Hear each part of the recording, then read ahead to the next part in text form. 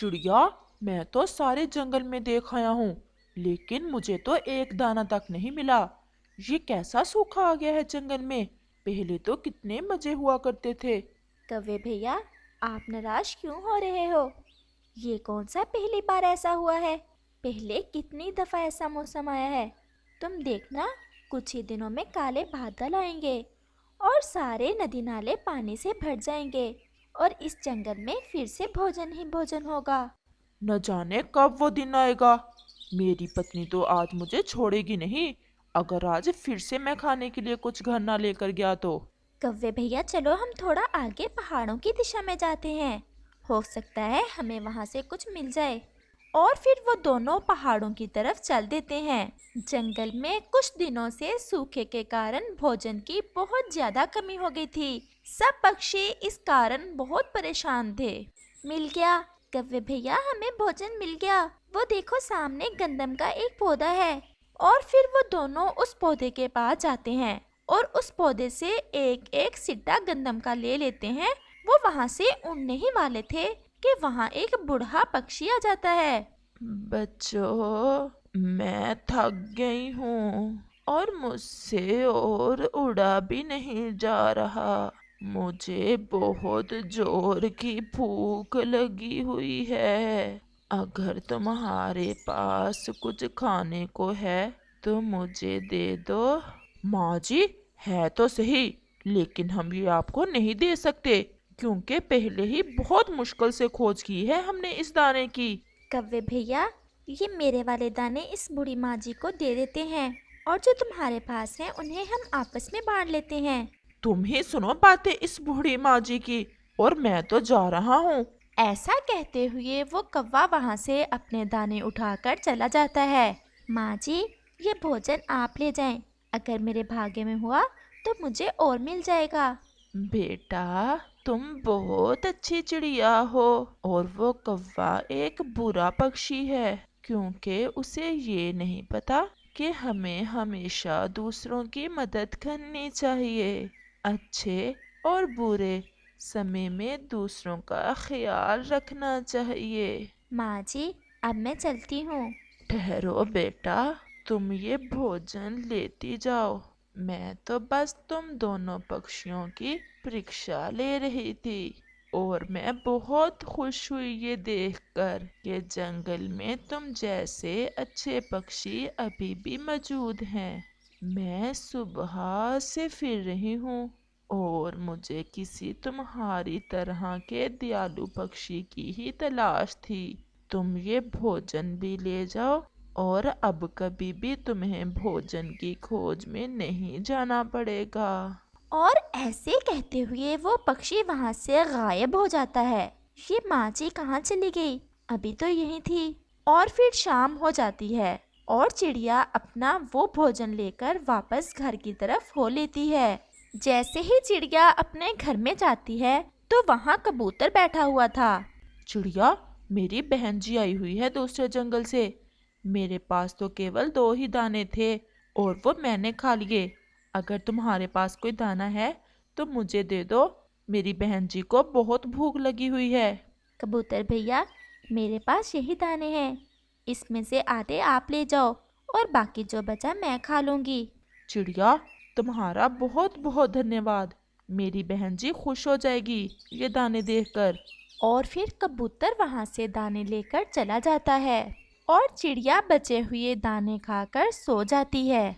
चिड़िया जैसे ही सोती है तो उसे एक सपना आता है। उस सपने में वही पक्षी दिखाई देता है। चिड़िया, मैंने तुमसे कहा था कि अब तुम्हें भोजन की खोज में नहीं जाना पड़ेगा, और मैं तुम्हें बताने आई हूँ कि कल सुबह तुम पहाड़ों वाली गुफा में जाना। वहाँ एक बड़े पत्थर के पास एक चिराग पड़ा है, जिससे तुम जो भी मांगोगी वो चिराग तुम्हें वही देगा, क्योंकि उस चिराग में एक अच्छा जिन रहता है। वो भी तुम्हारी तरह ही अच्छे अच्छे काम करता है और दूसरों की मदद करता है। जाओ और हमेशा दूसरों की ऐसे ही मदद करती रहो। और फिर चिड़िया की आंख खुल जाती है। ये कैसा सपना था? और ये तो वही बूढ़ी माँ जी थी जो मुझे आज मिली थी। सारी रात चिड़िया को नींद नहीं आती।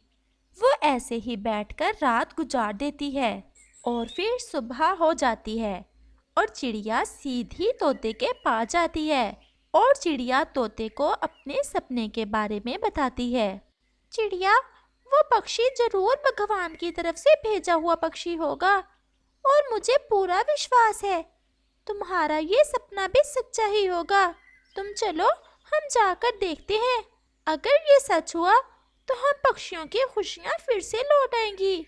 और फिर वो दोनों वहां से गुफा की तरफ चले जाते हैं और फिर थोड़ी ही देर में वो गुफा के पास पहुंच जाते हैं और वो दोनों गुफा के अंदर चले जाते हैं। चिड़िया, बड़ा पत्थर तो वो सामने पड़ा है, चलो हम वहां देखते हैं। और फिर जैसे ही वो उस बड़े पत्थर के पीछे देखते हैं, वहां तो सच में एक जादुई चिराग पड़ा था। चिराग मिल गया, मेरा सपना पूरा हुआ। अब हमें भोजन की कोई कमी नहीं होगी। हमारी जिंदगियों में फिर से खुशियां लौट आईं। और फिर चिड़िया उस चिराग से ऐसा कहती है, चिराग चिराग, हम भूखे हैं, हमें कुछ खाने को दो। और फिर उस चिराग में से थोड़ा सा धुआं निकलता है और एक जिन बाहर आता है। कौन है वो अच्छा पक्षी जिसे मेरी जरूरत है? मुझे दूसरों की जरूरत पूरी करके बहुत खुशी होती है। जिन भैया, मैंने ही बुलाया है आपको, हमें भूख लगी हुई है। तोते और मेरे लिए कुछ खाने को दो। चिड़िया, क्या खाना पसंद करोगी तुम?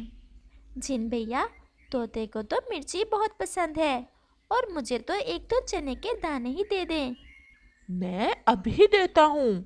और फिर वो जिन चिराग में जाता है और तोते के लिए मिर्ची और चिड़िया के लिए चनों के ढेर सारे दाने ले आता है। इतने ज्यादा दाने, इतने ज्यादा चनों के दाने तो मैंने पहली दफा देखे हैं। लेकिन चिड़िया, कोई भी पक्षी लालच ना करे, क्योंकि मुझे लालची पक्षी पसंद नहीं। ऐसा कहते हुए वो जिन फिर से चिराग में चला जाता है। तोता अपनी मिर्ची खाता है और चिड़िया अपने चनों के दाने। तोते भैया, हम ये बाकी चनों के दाने दूसरे पक्षियों के लिए ले जाते हैं और उनमें बांट देते। और फिर चिड़िया और तोता वहां से चले जाते हैं। अगले रोज चिड़िया फिर से तोते के पास जाती है। तोते भैया, तुम कालू और गोरी को भी ले आओ, वो भी अपना मनपसंद भोजन खा लेंगे। और मैं कबूतर भैया को लेकर जाती हूँ। मैं अभी कालू और गोरी को बता कर आता हूँ। और फिर वो दोनों वहाँ से उड़ जाते हैं। कालू और गोरी, चिड़िया ने भेजा है मुझे। उसके पास एक जादुई चिराग है, वो सब पक्षियों में भोजन बांट रही है। चलो, हमें गुफा की तरफ जाना होगा। क्या सच में कुछ ऐसा है चिड़िया के पास? मैं क्या झूठ बोल रहा हूँ? तुम चलो। चिड़िया गुफा की तरफ चली गई है और फिर वो सब गुफा की तरफ चले जाते हैं। चिड़िया भी गुफा में पहले ही कबूतर को लेकर पहुंच गई थी। मेरी चिड़िया बहन, तोता क्या बता रहा है कि कोई चिराग है तुम्हारे पास? क्या ये सच है? मुझे तो विश्वास नहीं आ रहा। कालू भैया, वो जो बूढ़ी चिड़िया मिली थी ना हमें जब हम पहाड़ों पर गए थे। हाँ हाँ, जो दाने मांग रही थी। ये शक्ति मुझे उसी बूढ़ी चिड़िया ने दी है। अब गोरी बहन, आप बताओ क्या खाओगी? मुझे तो एक मिठाई और एक अमरूद और एक आम, बस ये तीनों खाऊंगी मैं। लेकिन कालू जी, तुम अपना अलग से लेना, इनसे तो मेरा ही पेट भरेगा। और फिर चिड़िया चिराग से कहती है, चिराग चिराग, गोरी बहन के लिए मिठाई, अमरूद और आम दो। और फिर वही जिन चिराग से बाहर आता है और चिड़िया को ये सब दे देता है। और फिर बाकी सब पक्षी अपना अपना भोजन खा लेते हैं। अब हमें जाना होगा क्योंकि शाम भी होने ही वाली है। चिड़िया, ये चिराग क्या साथ लेकर जाओगी? नहीं गोरी बहन, मैं इसे यहीं रख जाती हूँ। कल फिर यहाँ ही आकर अपना भोजन खा लेंगे। यहाँ से कौन सा कोई उठा रहा है इसे? हाँ, यहाँ कौन सा कोई चोर रहता है। और फिर वो सब वहाँ से चले जाते हैं और फिर रात हो जाती है। कालू जी, क्या तुम्हारा मन नहीं कर रहा कि हम फिर से गुफा में जाएं और फिर से मजे मजे की चीजें उस चिराग से लेकर खाएं? मैं भी यही सोच रहा था। चिड़िया तो अब सुबह ही आएगी उस गुफा में, और उसे कौन सा पता चलेगा कि हम रात को फिर से गए थे गुफा में। तो फिर चलो। और वो दोनों फिर से गुफा की तरफ चले जाते हैं। चिराग चिराग, मिठाई लाओ, मुझे बहुत भूख लगी है। और फिर उस चिराग से वो जिन फिर से बाहर निकलता है। इस समय किस पक्षी को भूख लग गई? मुझे मिठाई खानी है, इसलिए आई हूँ। लेकिन वो चिड़िया कहाँ है? वो अपने घर में है, उसने भेजा है मुझे। और फिर वो जिन गोरी के लिए मिठाई ले आता है। गोरी और कालू मिठाई मिनटों में चट कर जाते हैं। चिराग चिराग, थोड़े अंगूर दो। वो जिन फिर से बाहर आता है। इतनी मिठाई खाने से तुम्हारा पेट नहीं भरा, अब अंगूर कहाँ डालोगे? ऐसा कहते हुए वो जिन फिर से चिराग में जाता है और उनके लिए अंगूर ले आता है। ये हुई ना बात, कालू, ये अंगूर घर जाकर खाएंगे। अब हम इस जिन से कुछ तरबूज लेते हैं। चिराग चिराग, हमें तरबूज भी दो। ये जरूर कोई लालची पक्षी हैं। मुझे अब इन्हें सजा देना होगी, ऐसे ये नहीं समझेंगे। और फिर वो जिन गुस्से से चिराग से बाहर आता है और उन्हें पत्थर के बना देता है। इस कहानी से हमें सीख मिलती है कि लालच बुरी बला है, क्योंकि ये हमें ले डूबती है।